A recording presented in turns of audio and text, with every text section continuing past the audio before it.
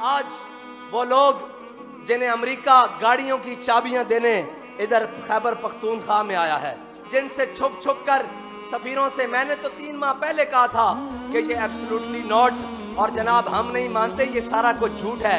ये तो रातों रात एम्बेसी के चक्कर लगा रहे हैं कि जनाब हमें थोड़ा सी बात झूठ बोलने दे, हमें कुछ कहिएगा नहीं, हमने कौम को बेवकूफ़ बनाना है। लेकिन ये कौम बेवकूफ़ नहीं बन सकती। इस कौम को अल्लामा खादिम हुसैन रिजवी जैसे रिजाल नजरिया देकर गए हैं। मुकाफात अमल देखें, वो जो पिछले साल इसी 14 अगस्त वाले दिन हमारे लोगों पर तुमने पर्चे काटे थे और उनको जेलों में बंद किया था, ना हमें उसका अफसोस है और हमें ना इस पर ज्यादा फख्र है, हमें उन शहीदों के खून पर फख्र है कि उनके खून की बरकत से आज हम फिर फैजाबाद जा रहे हैं कल, और इंशाअल्लाह वहां जाकर बताएंगे कि हम वो नहीं जो कुर्बानियां देने से पीछे हट गए, और हम वो भी नहीं जो घरों में जाकर कुर्बानियां देने के बाद सो गए। हम वो हैं जो कल भी मैदान में लब्बैक या रसूलुल्लाह का परचम लेकर खड़े थे और ताजदार खत्म नबूवत का नारा लगाने के लिए कल भी फैजाबाद इंशाअल्लाह जा रहे हैं। और याद रखना, बाबा जी एक जुमला कहते थे, सदा बादशाही मेरे रब की है। हमें इस पर कोई अकड़पन नहीं है, फख्र नहीं है कि जनाब हम जा रहे हैं। हमें इस पर फख्र जरूर है कि हमारे किसी शहीद ने पीठ के ऊपर गोली नहीं खाई, सीने के ऊपर खाई है। हाँ, उन शहीदों के खून की बरकत से और जनाब अपने कायदे मिल्लत इस्लामिया फनाफी खातमिन नबीयीन के उस जज्बा इश्क रसूल की बरकत से, जिसने हमारे एक छोटे से कारकुन को भी अपने नजरिए और अपने मिशन से एक कदम पीछे नहीं हटने दिया, बल्कि ये सोचने भी नहीं दिया, ये ख्याल भी नहीं करने दिया, हर जुल्म का मुकाबला करने की तौफीक दी। उनके जज्बों की बरकत से इंशाअल्लाह हम जा रहे हैं फैजाबाद और जाते रहेंगे।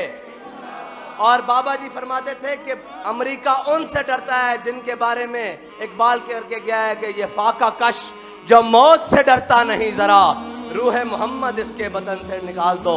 और अब तो मुखालिफ भी ये कहते हैं कि तुम इनको कैसे रोक सकते हो, अगर उन्होंने ऐलान कर दिया है जाने का तो फिर उन्हें सवारियों की जरूरत नहीं, वो तो इंशाअल्लाह पैदल भी चल पड़ेंगे, क्योंकि हमारी लाइन बड़ी तोड़ तक जुड़ी हुई है।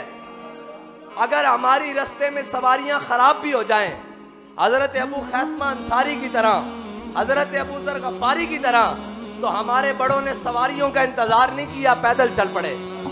हाँ, हमारी लाइन जुड़ी हुई है और हमारा नजरिया और हमारा हाथ उस हाथ में है जो हजरत जनाब अबू जर गफारी तक जाता है और फिर वहां से होता अपने आका मौला सल्लल्लाहु अलैहि वसल्लम तक जाता है।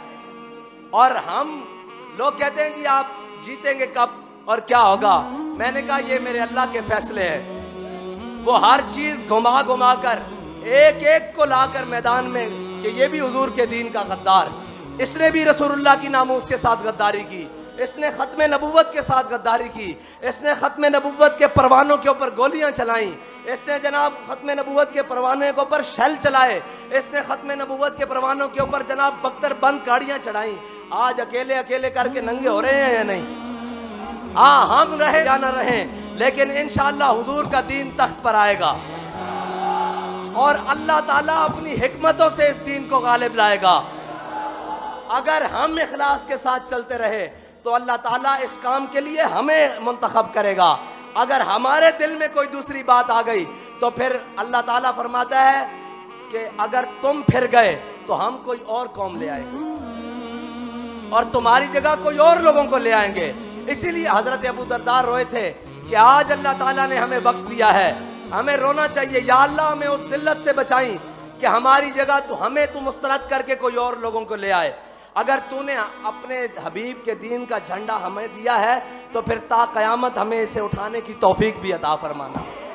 और अगर तूने लब्बैक या रसूलुल्लाह का नारा लगाने की हमें तौफीक दी है तो फिर ता क़यामत और कब्र हशर में भी हमें यह नारा लगाने की तौफीक अता फरमाना। और किसी मलामत करने वाले की मलामत से, किसी डराने वाले के डर से हमें महफूज फरमाना। हमें अपना और अपने हबीब का डर अता फरमाना।